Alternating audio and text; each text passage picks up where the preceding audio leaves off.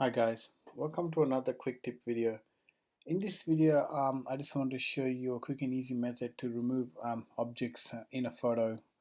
Now in Photoshop there are countless other methods of doing this, but this is just a quick and easy method I found to be quite useful.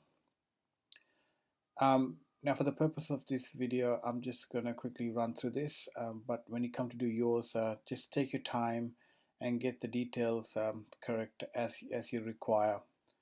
So let's get started. Firstly, I'm going to make a duplication of the original layer or the background layer. So I'm going to right click on it and go duplicate layer,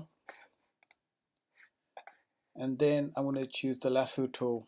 Now with the lasso tool, I'm just going to make a quick selection around the object. So I'm going to get rid of this frame in the image, and then I'm going to go edit, fill, and I want to make sure the content is content aware and the color adaptation is ticked or is chosen, and then I want to click OK. And as you can see, that frame is gone.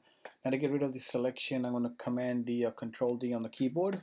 Now I'm going to hide the top layer, the duplicate layer. There it is, the original layer with the frame in it, and there's the duplicate layer without the frame. Now I want to remove this platform again. The lasso tool, do a selection around the object,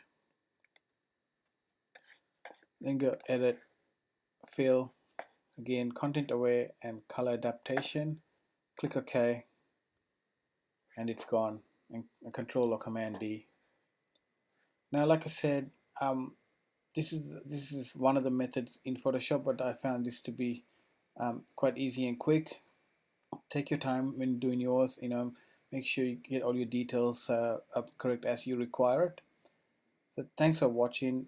Make sure you comment below of the methods you use, and don't forget to check out my other videos. Thanks.